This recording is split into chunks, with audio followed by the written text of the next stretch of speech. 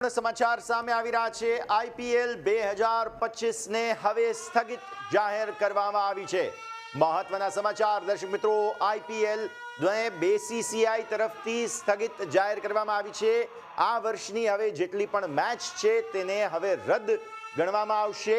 આઈપીએલને BCCI દ્વારા સ્થગિત જાહેર કરવામાં આવી છે। ભારત પાકિસ્તાન તણાવ વચ્ચે બીસીસીઆઈએ મહત્વપૂર્ણ નિર્ણય જાહેર કર્યો છે અને આઈપીએલ 2025ને સ્થગિત જાહેર કરવામાં આવી છે। આ પહેલા ગઈકાલે એક મેચને ઇમરજન્સી સ્થિતિને કારણે અને જે બ્લેકઆઉટની પરિસ્થિતિ હતી તેને કારણે રદ કરવામાં આવ્યો હતો, જે ધર્મશાળામાં આયોજિત કરવામાં આવ્યો હતો અને હવે આજથી આગળની જેટલી પણ મેચ છે, સેમીફાઇનલ ફાઇનલ મેચ છે, તેને પણ રદ જાહેર કરવામાં આવી છે।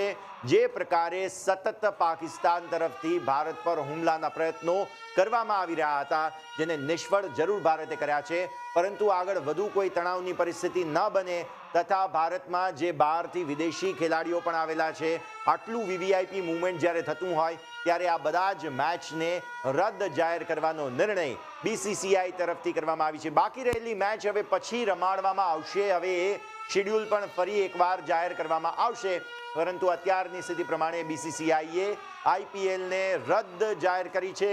હવેની મેચ અત્યારે પૂરતી નહીં રમવામાં આવે અને આજની મેચને પણ સ્થગિત જાહેર કરવામાં આવી છે। બાકી રહેલી મેચ હવે આગળની શેડ્યુલ પ્રમાણે જે જાહેરાત થશે તે પ્રમાણે જાહેર કરવામાં આવશે। અત્યાર પૂરતું બીસીસીઆઈ દ્વારા ઇન્ડિયન પ્રીમિયર લીગ એટલે કે આઈપીએલ 2025ને રદ જાહેર કરવામાં આવી છે અને આજની મેચને પણ સ્થગિત કરી દેવામાં આવી છે।